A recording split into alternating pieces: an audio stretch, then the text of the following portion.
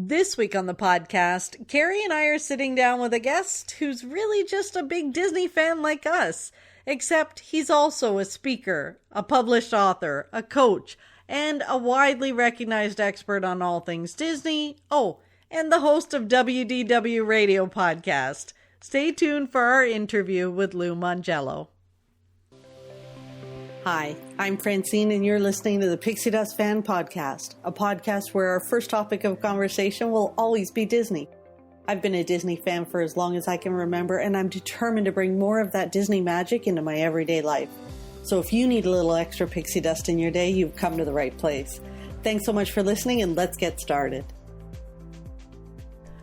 Welcome to another episode of the Pixie Dust Fan Podcast. Hi, Carrie. Hello. How are you doing? Pretty darn good. Pretty darn good. Oh, that's pretty. Because we've got an exciting guest today. We do. I'm excited. All of our guests are exciting. We're always excited about our guests. We're always excited to talk to new people and learn new things, and yeah. But so this week we have Lou Mongello on the podcast. Yeah. Yeah, it's pretty cool. So he's an author, public speaker. He wrote trivia books about Disney. I know. I have some. It's crazy, right? So yeah, we're pretty excited to chat with them, and maybe we should just get to the interview, right? Yep. All right, let's do it. Let's do it. Lou, welcome to the podcast. We are so excited to have you here. Carrie and I have been talking about having you on for a long time, so thank you for joining us today. Thank you so much for having me and sending me poutine in advance. So it's a big help. Well, poutine is such a good treat to have. Where's your favorite one? Before we get started, where's your favorite one? Oh, I mean, I have to say Canada, right? I mean, I'd be good answer. Good answer. If I said Disney Springs, I think the conversation would probably end pretty quickly. No, I went to Canada to speak a number of years ago when I was first introduced to what poutine actually is. And everybody was going out to dinner one night. I'm like, I need to go off on my own. And I walked like 11 blocks to this poutine place. And it was I just sat there by myself with this huge smile on my face, eating an obscene amount of poutine. It was worth every calorie and every step. It definitely is a good treat. It really is. Well, thank you again so much for being with us. And I know our listeners are excited to hear from you. You know, I said to you just before we started recording, in full disclosure, that it was a little intimidating having you here because honestly, you've been rated the top travel podcast for years, like 9 years, 10 years, going around there. Like it's intimidating to have you on our podcast. No. Yes. Listen, we're all friends, and we all just, we're just people that love to talk about this thing that makes us happy. So it's awesome. So we really want to talk about your backstory, how this all started. You know, they've all heard how Carrie and I sort of fell in love with Disney, but where did it start for you? How did it start? And then you turn into this author, podcaster, motivational speaker. You're a social media giant, that you do all of these things, but it started with your love of Disney.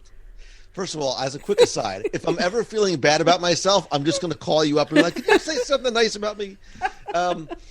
So it started at home, right? Where I think a lot of our love of Disney often starts.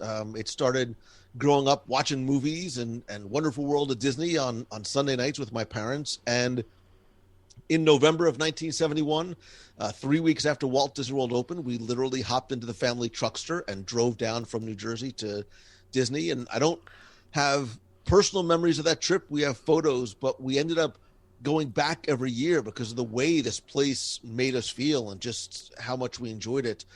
Never, obviously, thinking it would ever turn into anything else more than, me going with my family, then going with my friends, then going with my wife, then going with my family, and going from a passion to a business was never something that was ever part of I wish I could say, like, this was the long-term plan since I was a kid, and my long-term plan had nothing to do with Disney initially. Because you are a lawyer. Like, you went to law school. You were going to practice law. That was your future. And I like the fact that you said that I am a lawyer. Like, I was not disbarred. Like, I still can practice. I just choose not to. It's because that is what I wanted to do. My dad was a lawyer, and I loved, movies like And Justice for All and the drama of the courtrooms. And I thought that's what it was going to be like. I love the idea of helping people. We had a plaintiff. I worked practice with my dad. It's not what you see on TV by any stretch of the imagination. It's incredibly high stress and not quite as high drama. But the whole time I've got this sort of love of Disney on the side, and everything really changed with this idea that I had late one night. So I practiced law, and I had an IT consulting, like a computer consulting business on the side. So I never slept. So like late at night, I would just fall asleep watching infomercials. And because I was always in the service business, I said, I want to make something once and resell it. And the idea of a book came to me, and I really honestly was not smart enough to write about the law or computers. And I really set out to write the book that I wanted to read, which was a Disney trivia book, a Disney World trivia book, which didn't exist. I literally remember going upstairs, asking my wife who was watching TV. I said, I had this idea about writing a book. And before I could say what it was, she goes, well, all you know about is Disney World. I'm like, exactly. And I went downstairs and started writing, and I just haven't left the basement since. Wow. And those books those are incredible. I remember chatting really when Facebook first came about, and there was a group where Disney fans were all meeting, and you were in there, and I was chatting, and I remember seeing your name and thinking, where do I know this name from? And at first I was like, is it someone from school or something like that? And then I thought, oh, wait a minute, that book I have upstairs, that's where I see the name from. And then 2 and 2 came together. So it really started for you with a book. Yeah. Yep. It started with a book. The idea was, it was just a personal challenge for myself. Can I write a book, and can I get it published? And I'm going to show how old I am in one sentence. So I knew nothing about the book publishing industry. I literally drove to Barnes and Noble's. Kids, you can Google what that was. I went to the travel section. I took all the travel books off the shelf. I literally sat on the floor in a corner, turned every book over, and wrote down the name of every publisher. And I sent out 47 query letters to see if anybody would be interested in publishing the book. And the takeaway lesson is, you only need one yes. I only got one yes. So wow. I found a publisher, and I signed a 3-book deal, never thinking that once the book was on Amazon and in that same Barnes & Noble bookstore, that anything would happen after that. But I had a little website and a community and articles, and, thankfully it just sort of grew from there. What a great lesson. One yes. That's all you need. Wow, that's awesome. And this all came from that. So you start from there, and you're talking trivia. It's starting to consume you. When do you decide, okay, this is the path I'm on? I'm going to make this more than just my side book.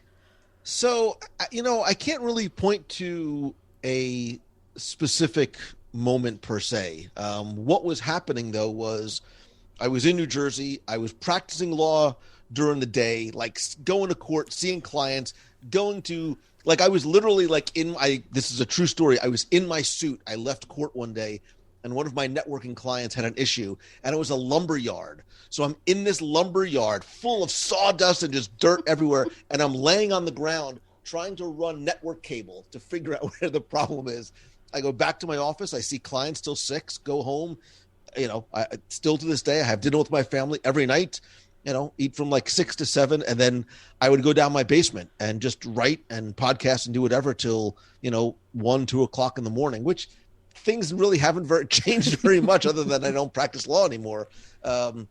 And it started to be that I was flying back and forth from New Jersey to Florida once a month, twice a month, a few times more. And then we eventually moved to South Florida, where my parents were. And after my dad passed, I was still driving 4 hours back and forth from South Florida to Orlando. I said, look, if I'm going to give this a shot, I've got to really give it a shot. And again, not to sort of be preachy with it, but there is the takeaway lesson was that I was motivated by fear. And it was not fear of failure. It was fear of regret. And I was more afraid of 5, 10, 20 years go by going, I wonder what would have happened if I would have given this Disney thing a shot. So that fear overcame the what if I try it and it doesn't work? I think what if are two incredibly powerful words, depending on which way you frame them. So I said, look, I'm going to give this a shot. And if it doesn't work, I'll check it off the list and, I'll go work. It's still to this day, if you ask me what I do for a living, I'll answer you whatever it takes, because it's not just a line. It's true. Like, I will do whatever I need to do to make sure my family eats 2-3 times a week at least. Oh my gosh. It's so inspiring to hear how you got from there to where you are now. But I can sense, and I think everybody can sense, that your love for Disney itself hasn't changed over all these years. That you started out going to the parks as a kid with your family, and it goes on, but you're still going and still enjoying it. But it's now like a big, huge part of your life. Like, I know you do coaching and all that other stuff, but Disney is your job almost, but you're still loving it. Francine, look at my office. It looks like a 7-year-old lives here, right? I'm very self enough to know, but it's too. Like, I still, I love this place. I love the way it makes me feel, and I literally live like a mile and a half behind Magic Kingdom. Like, I'm in the Magic Kingdom backyard, but when I go, I still smile. I get that sort of feeling that we all get as you sort of pass under those train tracks. And, every time I walk into Boathouse, my heart gets a little aflutter. Because of the fries? The truffle fries have something to do with it. But the day that this stops being fun for me is the day I stop doing it. And my hand to God, that's true. Like I've ever said, if I still don't wake up with that same level of excitement and struggle at night because I don't want to go to sleep because I love what I'm working on, when that stops, that's when I know it's time to move on. And thankfully, thank God, I'm not even close to that yet. Wow. And all of your time spent in the parks and everything else, you can feel it from you, how much you love it. How do you keep so positive about it? And I mean, because sometimes Carrie and I joke that we're pretty cheesy because it's just no matter what happens, we love it. Yeah, we might get criticized a bit that we always see the sunny side of everything. Even we can even if we don't think sunny about something, we can flip it, or we usually say nothing negative about But it's a choice you make, right? So look, I mean, the little sign I have over my head that says choose the good is something I said by accident a year or so ago. And it really sort of resonated with people and with me because it sort of encapsulates my philosophy, which is, because I get people saying, how are you so positive? And then you get people on Twitter how's that guy so that jerk. Stay off Twitter. Kids, adults stay away. It's a cesspool. But it's who I am, right? And the person that I am on the show and at a meet and on live video is the exact same person you're going to get in real life. Like me or not, this is who I am. And it is a choice to be positive because, not to sound overly philosophical, life is way too short. And especially if I'm doing something, I'll frame it this way. If you're doing something that you're paying for, whether it's going to Disney, going to a movie, going to a restaurant, don't you want to, even if it's not a perfect experience, why would you not want to say, you know what, maybe this wasn't great, but I love this. I'm going to choose the good and find the good in everything that I do because I want to find the things that make me happy. And I believe that positivity has a ripple effect. In a time of COVID, I hate to sort of use the word, but positivity is contagious. And I think who we are is sort of like that drop in the lake, and there's that ripple effect, and it could be positive or negative. And I just choose to, I choose the good, and I choose things that make me happy, and hopefully it affects other people the same way. Talk about being cheesy. I just won the cheesy award right there. Well, we've had some feedback that on our podcast episodes when we're doing this or that or things that we think, are, not so great anymore, we can never find it. And people are like, okay, so you did this whole episode and you really didn't pick anything that you didn't like. Or we'll say that we'll leave it instead of love it or leave it or whatever we're saying. But then by the time we've said we've left it, we've pretty much like circled back but really said why we're okay that we left it, but we really do sort of like it. That's what we do. You know what? I would never, and my mom has passed, but I would never admit to her now something that she said to me like for years and years and years growing up. And I'm like, yeah, whatever, lady. She used to say, if you can't say something nice, don't say it. Right? And I was like, that's fine, but you need to express your opinion. But you know what? With what we do, right? I think you, like me, you want to find the things that are happy. You want to find the things that are good. And look, and this is what I love about the podcast medium, is that anybody can be a podcaster. Anybody can literally and figuratively have a voice. But my feeling has always been that the people who are listening to my show are listening, one, because they want to escape from all that nonsense. They want to escape from all the bad stuff that's going on outside here. They're planning a trip to Walt Disney World. They're trying to get some of that Disney into their lives. Why would they want to hear me complain about the hamburger that I had at Pecos Bills? Not that I've ever had a bad hamburger at Pecos Bills. But why would they want to hear me do that and then potentially go, oh, well, we were going to go to Pecos Bills, but he said it was awful. So now I would rather have a positive impact and say, here's stuff that you've never done. Or, you know what, I didn't love the burger, but the chicken sandwich was a huge surprise. Whatever it might be, it's who I am. It's how I choose to frame things. And I think that there's nothing wrong with that. I totally agree. And it bugs me when I hear others who have made a career or a living or even, whatever, and they're being negative all the time. It drives me crazy. Like, if you don't love it, don't make it your job. Ignore it. But it's fine, because there is a section of people, yes, even surprisingly in the Disney space, of people that's who they are. That's what they feed off. And that's the beauty, because look, my show is not for everybody. Your show is not for everybody. You don't want every single Disney fan. You want those that sort of align with your beliefs and your philosophies about how you feel about going to the parks. And, people know what they're going to get. They know that they're going to get something that's happy and positive, and not, a 45-minute rant about how you hate this and why you shouldn't do that and Disney's doing this.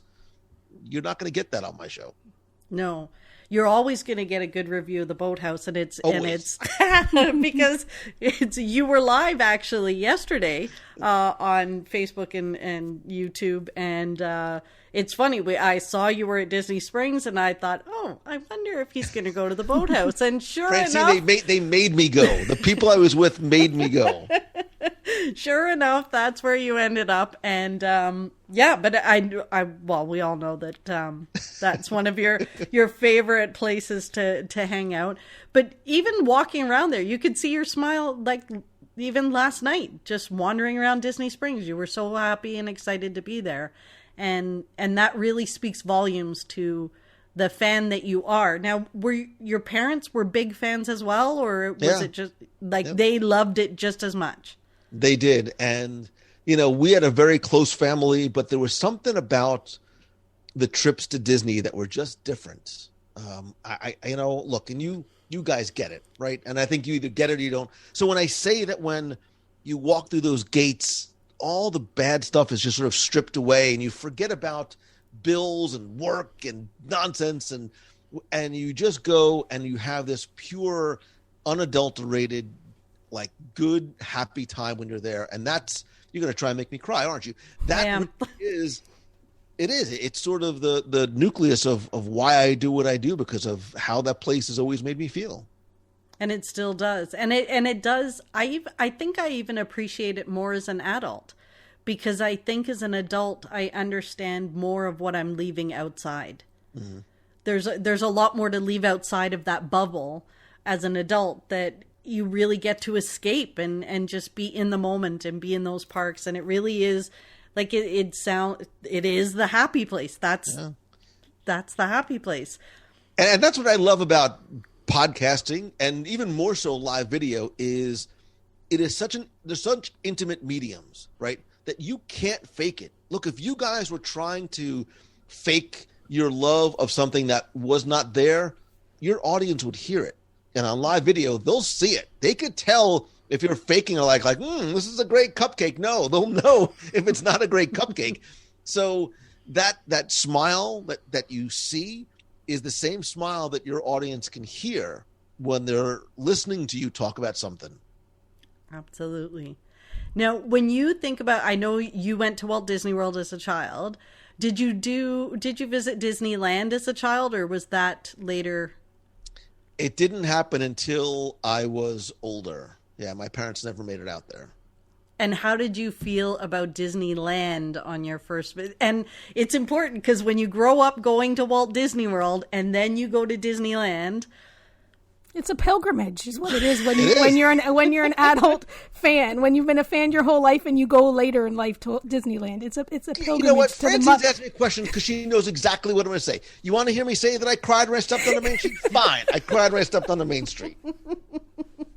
The first time I went, I was meeting some guy friends out there, and I had an earlier flight, so I checked into my little hotel across the street, and I walked into Disneyland, and I had never looked at a map of the park. I did no research. I wanted to just experience it like a little kid. And you do. You talk about a place that the whole Walt walk there, and you see the lamp up there, and you see the castle, and all of a sudden you get this flood of emotions. I did. And then I got lost because it's like Walt Disney World's Magic Kingdom, but not I'm like, what's this dead end doing out here? Where?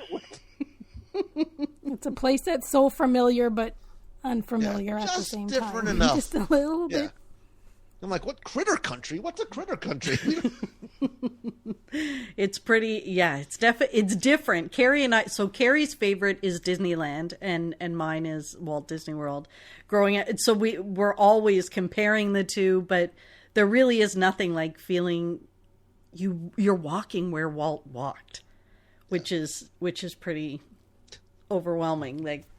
I remember doing the tour, and it's Walk in Walt's Footsteps in Disneyland? It is. And when you're walking through and you hear his voice and you're standing in the spot that you're in, I will admit I cried. So does that tour take you to Walt's apartment? It's supposed to, but the year that I did it, it's like it's a sore subject. It was being refurbed or cleaned or whatever, and we ended up going to the apartment above Club 33. It's not that big a deal. You didn't miss it.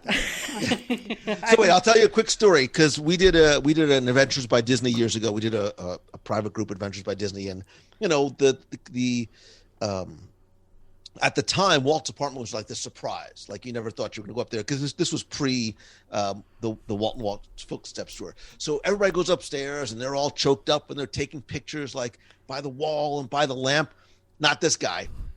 I made a beeline. I knew exactly where I wanted to go. And I walked around the corner and I was allowed to go there. It's closed now and it's probably my fault. But I walked around the corner and I walked into Walt's bathroom.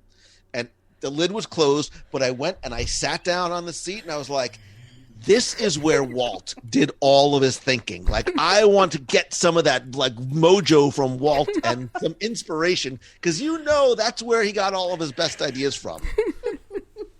It's now roped off. Roped off. So I apologize. It's all your fault. Oh my gosh, that's fantastic. And do you get that mental? I'm sorry. Get that mental image out of your head. I should not have told that story. Oh, but that's a great story because it shows the kind of fandom, right? Everybody's going for the lamp. I think that's great. So when you think about the difference between Walt Disney World and Disneyland, is there something that you really appreciate about Walt Disney World that isn't at Disneyland? It's the blessing of size. It really is the blessing. I mean, Walt said it perfectly. I love the fact that the parks are different. I love the fact that you can go to both and there are things that exist only in each of the other parks. But, the first time I went to Disneyland and I said, how do I get to California Adventure? And the cast member says, "Oh, you walk right out the front gate and it's right there." I'm like, "Well, do I have to get a monorail, a bus?" He's like, "Dude, no, it literally is like right there. Like you just walk." I'm like, "Is it like a mile, 2 miles?" He's like, "Dude, it like I could throw you and you'll be at the front gate." So the idea that everything is so compact and right there and very walkable, there is something, and I mean this as a compliment and a respectful way, there's something so incredibly quaint about Disneyland. There is. Absolutely. And so I had a podcast episode that I did with Jeff Barnes, the author of The Wisdom of Walt. Mm-hmm. And I asked him the question because it's something that always irks me too. So I wanted to get your opinion on it. When people refer to it as Disney World and they drop the Walt, it's very important to me that generations to come remember that Walt was a man, that Walt Disney existed and dreamt this huge thing that impacted so many. What does it mean to you having the Walt in Walt Disney World? It's the most important part, right? I mean, it is, because you're right. It's, there was that survey so many years ago when people thought that, Walt Disney was a fictional character. They never really realized it was a real person, like so many, brand mascots. That's what people thought Walt was. But I love the fact that Roy insisted that the Walt be there, that it pay tribute to him. But we have to remember too, like this is, we bleed this, right? We bleed Disney. For the average guests, they don't know the difference, right? The nomenclature is less meaningful to them. So I'm incredibly forgiving of it because it's not something that's intentional. But the people who are the true fans, because they'll make sure that they articulate every single syllable of every single word in Walt Disney World.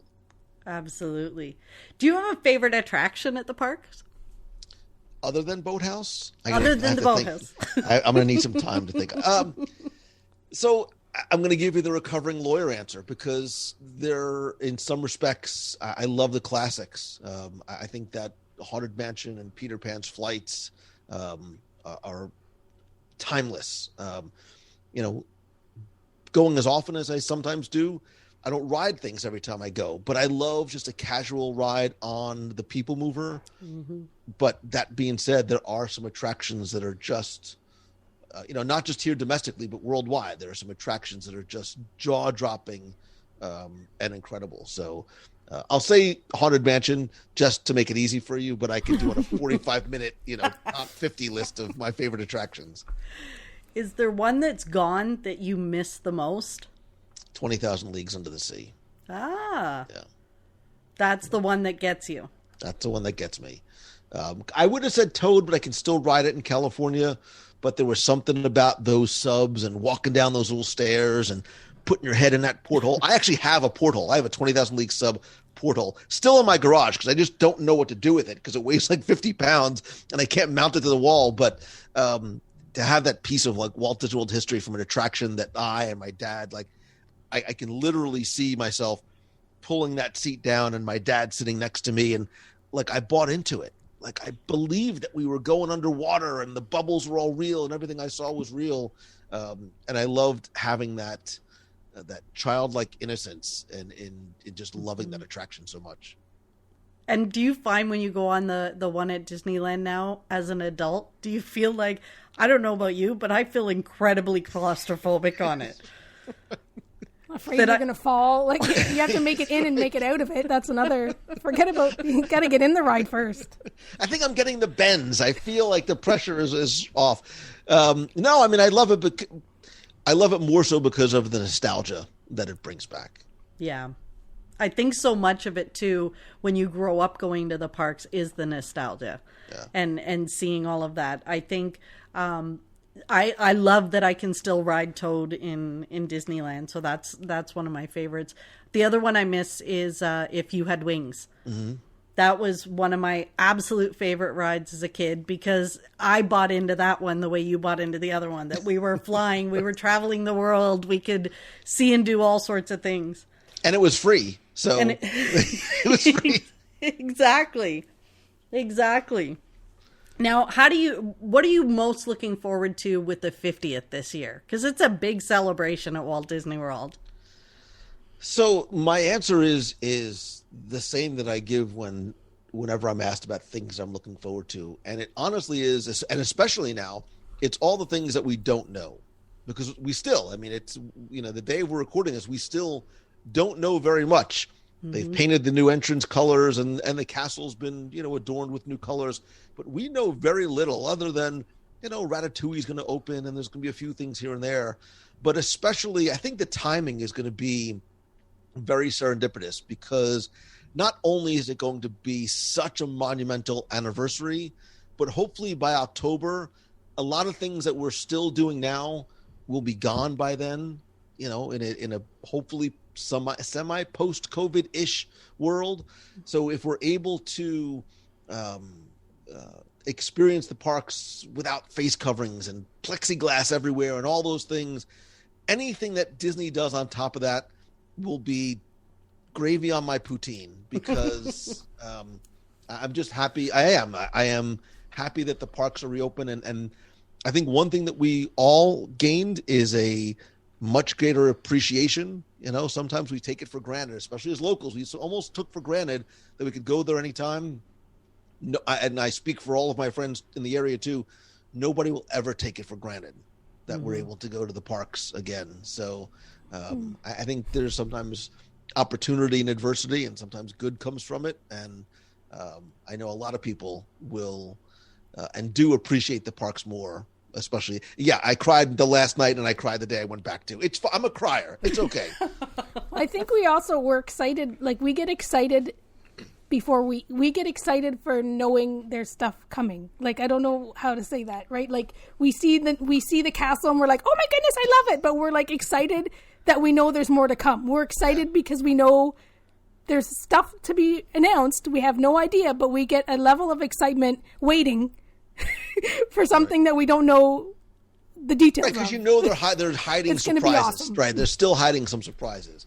And I can tell you, like, even if you're not a coaster person, even if you've never seen the movie, Tron is going to knock your Canadian socks off. Oh, I'm nervous. No, it's so good. And you have to ride it during the day and then ride it again at night because that canopy, when it's all lit up, I rode it when I was in Shanghai. It is spectacular. Oh, see, that's exciting. It is exciting to think about the new stuff.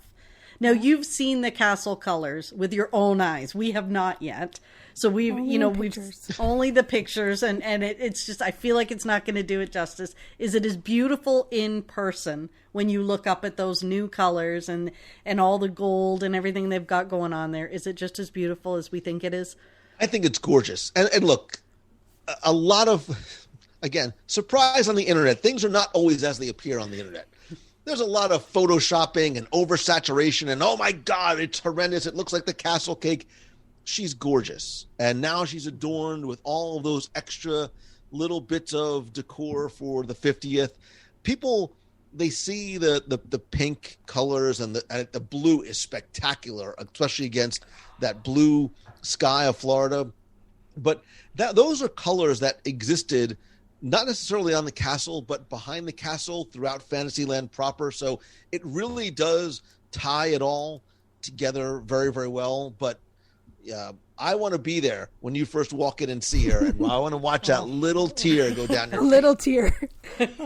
We'll have a box of Kleenex for Fran. I know. We were talking about that the other day. Like, I have no idea if I'm going to be a bubbling fool, if I'm just going to skip down Main Street. I'm not quite sure. Try to hug her. Yeah, like, I don't know what's going to happen. I'm so excited to finally get there. But yeah, we've been gone we haven't been there for a long time. And like you had said with, never take it for granted. It's in your backyard and we've like Pinky swore that we're going to go even more than we ever went before. And we went a lot before.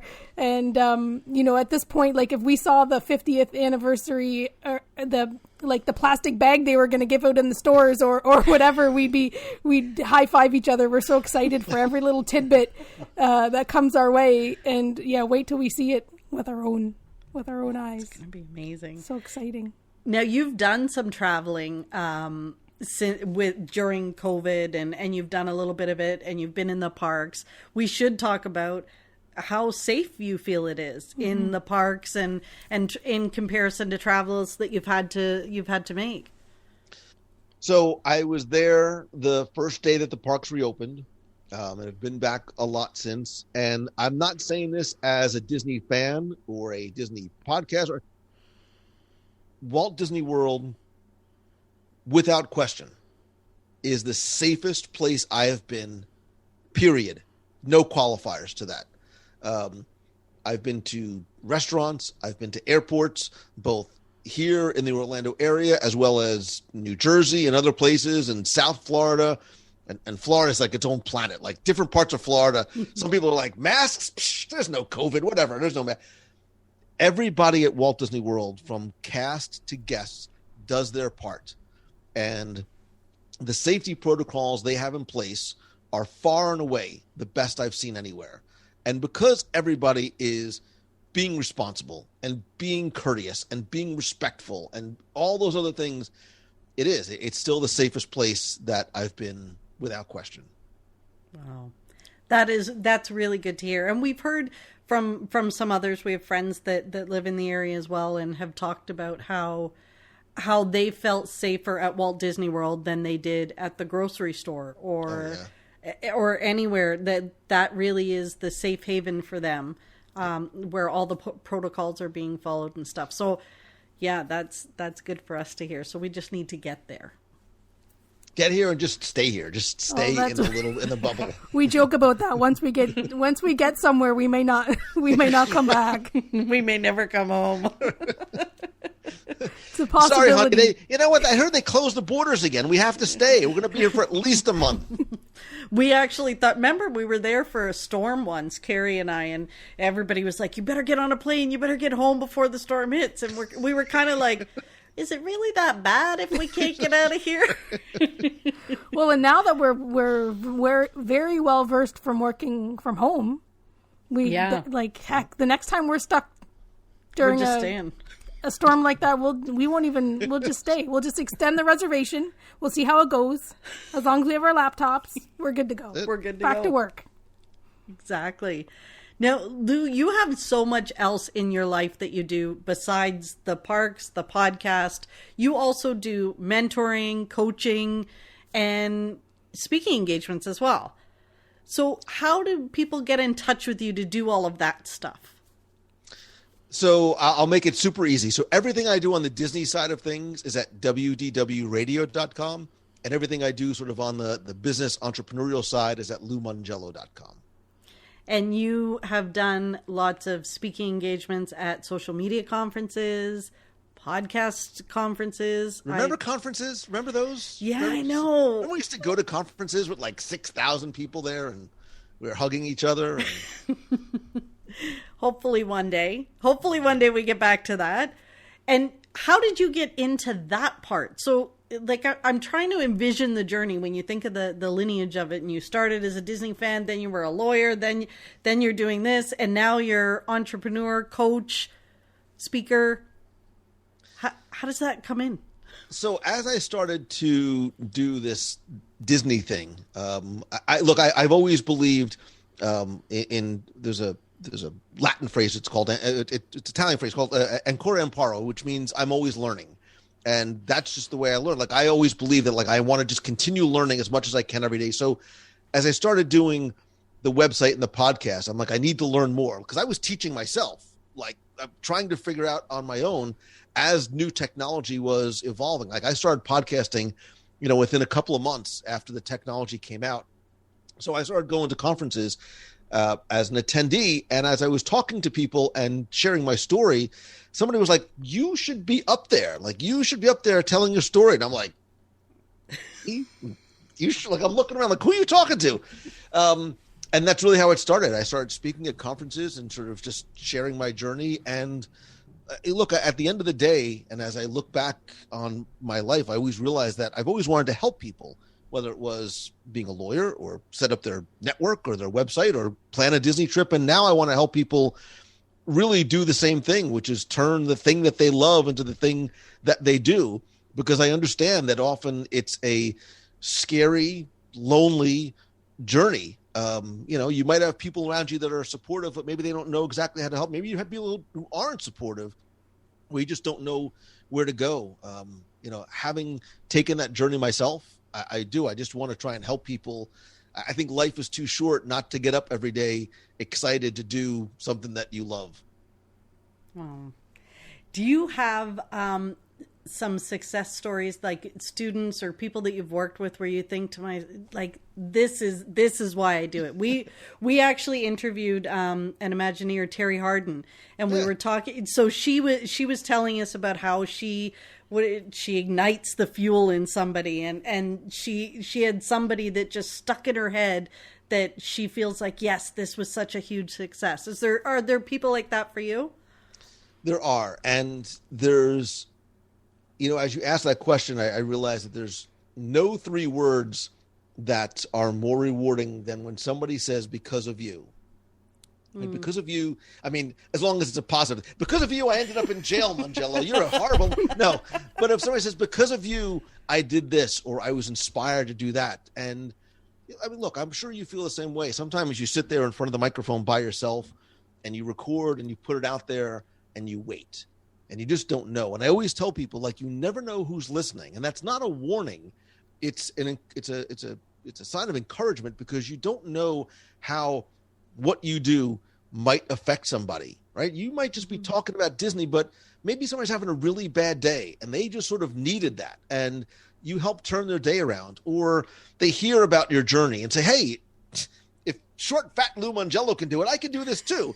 So those are some of the stories that I get and that I hang on to, because it makes me feel like I am doing what I set out to do, which is have a positive effect on somebody. And sometimes it comes back as a tangible thing. There was somebody I worked with years ago who was in my mastermind group who for years wanted to write a book. And I said, look, if you want to write it, you got to write it. And what you need to do is you got to get up every morning. You got to make the time.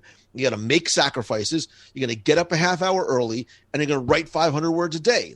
You write 500 words a day in a month, you've got your book. You're done. He's like, I don't know if I could do it. So I don't even know how long it was. I mean, it was weeks and weeks. I would get up at 5 o'clock in the morning, and I would text him, or I'd call him, be like, Roger, get up, man. It's time to start.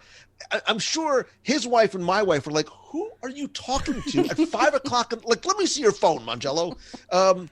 But I did, and I just kept doing it, and he started to sort of get that momentum. And then I saw him at a conference years ago, and I'm standing there talking to somebody, and her eyes widen, and somebody comes up behind me and bear hugs me. And I'm like, what did I do? Am I being incarcerated? And it was him. And he's got tears in his eyes. And he's like, I haven't seen you in years. Because I have something to show you. And I'm like, it's going to be a subpoena. It's obviously, and he pulls out, and he takes his book out, and he goes, because of you, he goes, I wrote my book. And all these things started to happen. And there was no better. I was so proud of him and for him for being able to do that. That's awesome. Is there somebody in your life that you think because of you, you're where you are? Me? Oh, how much time? I mean, it's a long list. And you know what? It's obviously my parents. I won't go into it. Don't tell my wife I said my wife, but very supportive. I wouldn't be here without her, blah, blah, blah, blah, blah. But it's true. There were many sort of milestone moments when I'm like, I need to do this. And she's like, go, I got it. You do that, I'll take care of the kids and the house and, the overflowing toilet bowl and all the things that are going wrong. And it's, and having that support system around you is incredibly helpful, which is sometimes what I try and do too. Sometimes people need that. They need that support person. They need that encouragement. They need somebody to text them at 5 o'clock in the morning. It's not my preferred method of communication, but if I've got to do it, I will, because sometimes that's what you got to give people what they need. When you're... And my kids are awesome too, just in case they're listening. When you think about all of these people that have helped you along the way, are there people that you are intimidated by? So have you been interviewing people, talking to people where you're just starstruck or intimidated, or Carrie and I interviewed Bob Gurr, and I can't even begin to tell you, we spent days talking about it. She wouldn't let me tell anybody we were doing it in case we jinxed it. Right, you don't want to jinx it. We had 6 devices recording it. Yep. And I think neither one of us put together a coherent sentence because it was, he talked to Walt Disney and now he's talking to us. And we did a lot of giggling and Fran asked the questions. We giggled. But Bob is like the nicest guy. I mean, he's such a good human being. There's not a lot of, you start talking to Bob and depending on how many, cocktails he's had too, he's very relaxed. So, he's an easy one to be nervous for, right? Because he probably made it easy for you and probably made you feel very comfortable. Oh, he did. He gave us in trouble right out of the gate because I called him Mr. Gurr. So that didn't, he was like, don't call me that. But is there anybody that has been very intimidating for you where you had the butterflies and the, couldn't get a sentence out? So on one hand, if you don't get a little nervous before every interview, every time you step on stage, then you shouldn't be doing it, right? Because we're fans first. So everybody they get to talk to is a privilege, and there's that nervous excitement. It's interesting because you try and sort of control those nerves as much as you can and be professional. And this is not meant to name drop, and I'm trying to avoid answering the question by not answering the question, but I will tell you, I had the opportunity years ago to interview Julie Andrews. Wow. So, dang. Yeah. So, like you, I cleared the house. I'm like, just go somewhere. Don't come back till tomorrow, just in case it goes long. I cleared the house. I had multiple devices going on. Because you don't want to, make that cataclysmic mistake and never have the opportunity again. And my training as a trial attorney, you have to be prepared for every interview. I don't care if it's Julie Andrews or the guy down the street. Like, you owe that person the respect of being prepared. So I knew from both a preparation point of view and a fan point of view, like, I didn't even need notes. I could have just had that conversation. And she too was the pinnacle of just grace and everything that you want Julie Andrews to be. I promise you she is. And all of my sort of, from the first few minutes, my nervousness went away. And at the end of the interview, we were done. I was supposed to have 15 minutes, 45 minutes later, we're still talking. We're done. And this is when I got tongue-tied. I'm like, Dame Julie, Miss Andrews, Mary Poppins. I want to tell you, like, I've been a fan since I was a little boy, and I love Mary Poppins so much, and now I get to show my kids. And she goes, oh, Lou. And I'm like, oh, my God, Mary Poppins just said my name. And I lost it. Like, I completely lost it. And when the interview was over, I don't know why. Why did I tell you this? Like, I cried again. I just, broke down. Like, I could just talk to Mary Poppins. And I was like, you know what? If not one person listens to this interview, I don't even care, because I had that moment with her. Oh my goodness. Wow. And I can absolutely get that. That would have been incredible to talk to her. Yeah. FYI, I told Franny we couldn't tell anybody about you because I didn't want to jinx that either. She did. Jinx what? Jinx this? Yes. Please. Yeah, it was the whole, this morning texting, are you ready tonight? Yeah. So we were, see, I'm telling you want to feel good one day. You're a big deal. I'm putting you guys on my favorites on my phone so I can call you like a little pep talk. You can call us whenever. We'll give you the pep talk for sure.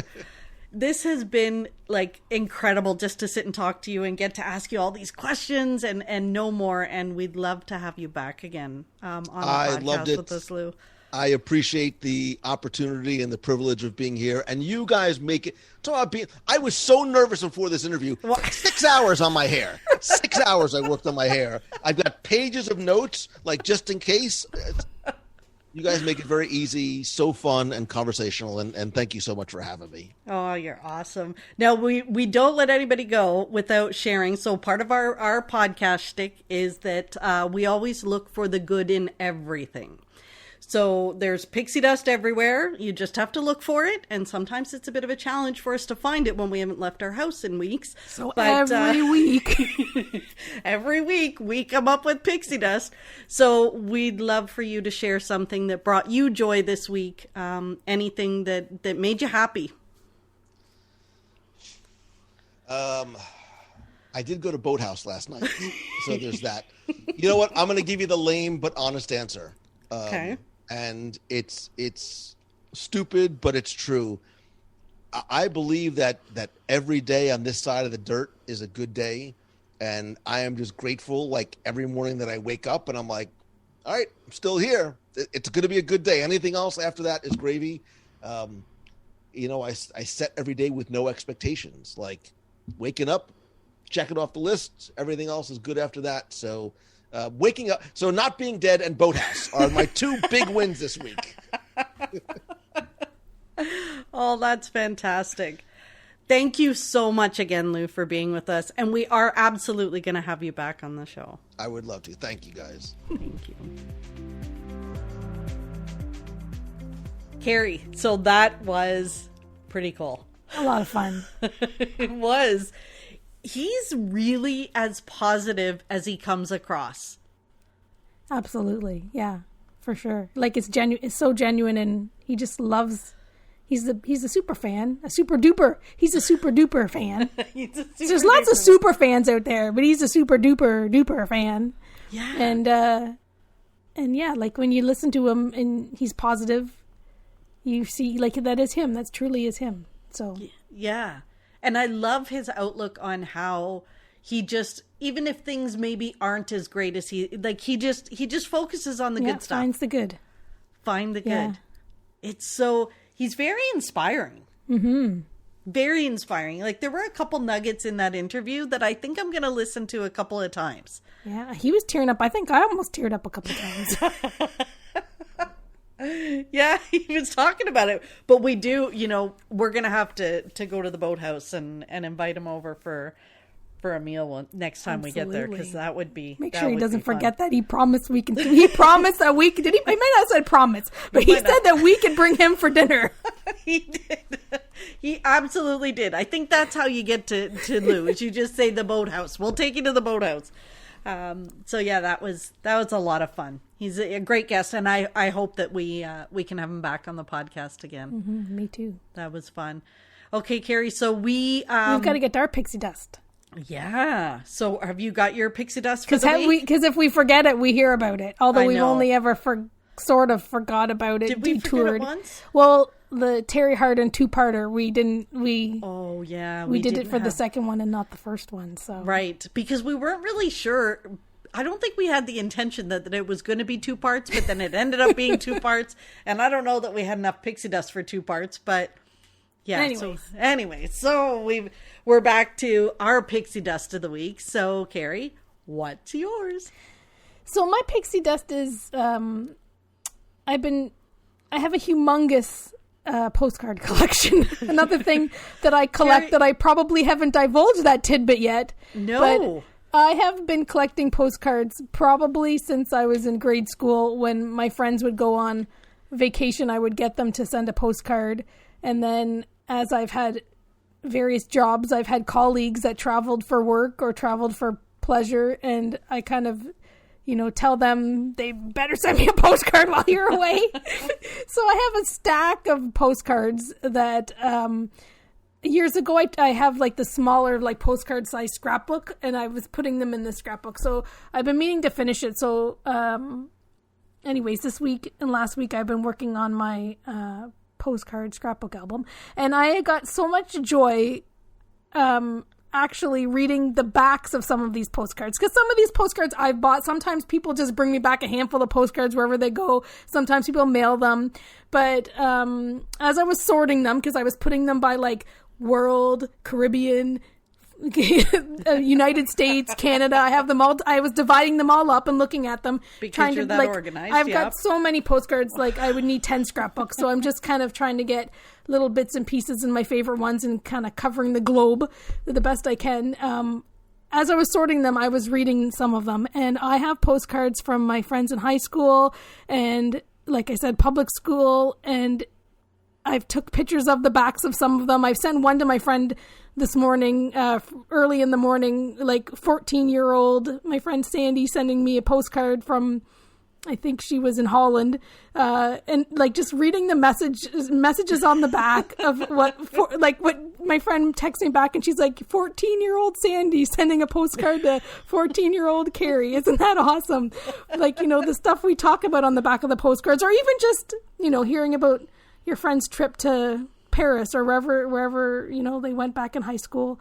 It was pretty cool, and I got a lot of joy out of that this week. So, like I said, I've been taking pictures, and I'm gonna text them and send them on Facebook Messenger to some of my older friends that I'm sure don't even remember sending me the postcard, let alone they're gonna get a snapshot of what they wrote to me on the back of the postcard. That's fantastic! So what great memories! Yeah, it was neat. Like, and I forget. Like, I forgot that so many of them were from way back then. Like, one from my friend, when I was younger, I had a friend that lived up the street, and she moved away, and we were pen pals. Now, where she moved to, now that I'm an adult, like, is actually just the town over where I often go just to get groceries. But when I was younger, and felt a million miles away. But even all those years ago, like your mom's not going to drive you to your best friend's house, 40 minutes away or 30 minutes away. So we were pen pals, and her parents surprised her with a trip to Florida on Christmas morning. So she was telling me the story about how the parents, like, they just decided at the last minute, but I'm sure it was a Christmas present. And she was talking about her trip to Florida, and it was a Florida postcard. It's just fantastic. a lot of fun. And some people, I am trying to remember who they were. Like, I'm telling you, I made everybody send me a postcard. Like, this one gal, I think I worked at the Nob Hill Farms, and I think it was one of the cashiers. I think I talked her into sending me a postcard when she went to Italy. And I'm like, I think this is the gal that I worked with when I was in grade 10 at the Nob Hill Farms, because I worked in the bakery, and we made friends with everybody. I'm like, I think that's who that is. So some of the situations I'm trying to remember who some of the people are from when I was a teenager, because like I said, I can reflect and realize I may have like shaken everybody down for postcards. Like I think one of my teachers in high school, I could tell by the postcards, like I gave her stickers with my address, because wherever she went, she stuck, I could see it was my handwriting. So I gave her stickers so that it would make it easy for her to send postcards to me from the various places around the world that she went to. So I found a couple of her postcards as well. But Carrie, it was a lot of fun. Full of surprises and collections that we had no idea about. There you go. Postcards is another one. I forget about it sometimes.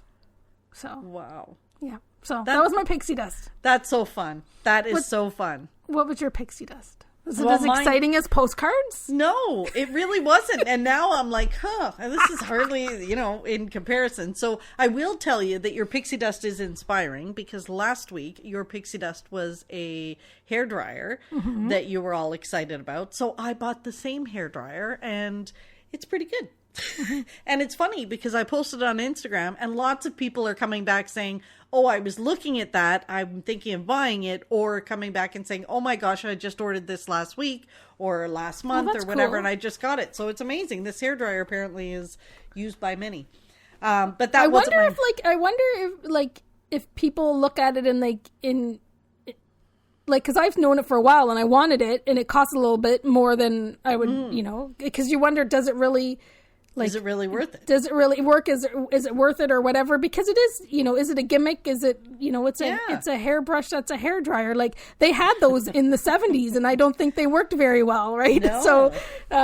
So I don't know. Maybe this is the exciting things of our lives. Is these are these hairdryers? You got to take the plunge. I don't know. I was trying to think of a haircut curling reference, but.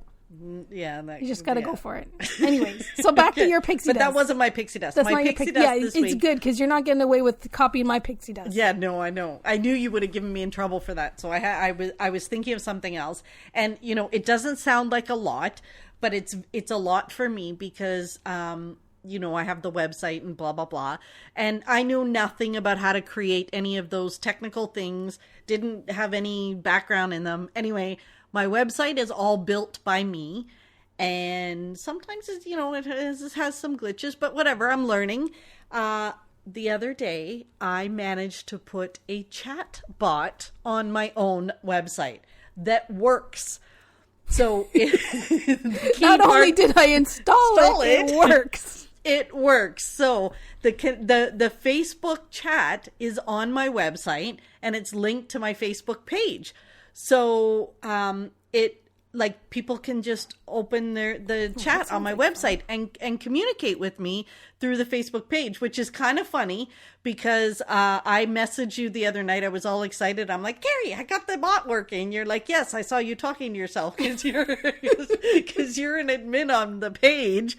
So when I was testing it, I was messaging the page as me and back and forth. So I was having a whole conversation to test it. And you saw me talking to myself. So yay. It's weird, but it felt good that it worked. It was kind of like when I figured out how to put the links to the podcast on and things like that. It feels good when I figure out how to do something. I just pulled it up and took a look at it. Well, look at that there. It works. It does work. It's amazing. And now you got a message from me. Well, that's good. It works. Yay. So that was my pixie dust. Very exciting for me. It is. That's cool. Yeah.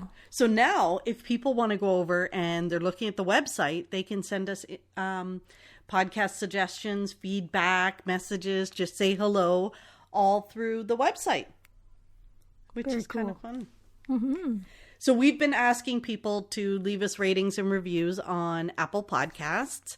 And that's, we love getting that kind of feedback. But I also want to see people posting their pictures and showing us where they listen to the podcast from. We've had a few people do that, and I love sharing those on Instagram and stuff and showing us where you listen to the podcasts. And we want to thank everyone for listening again. So thank you. Make sure to tell people about us. Share the podcast where you can. And until next time, remember, you are never too old to be young. Chase your dreams and design your own happily ever after.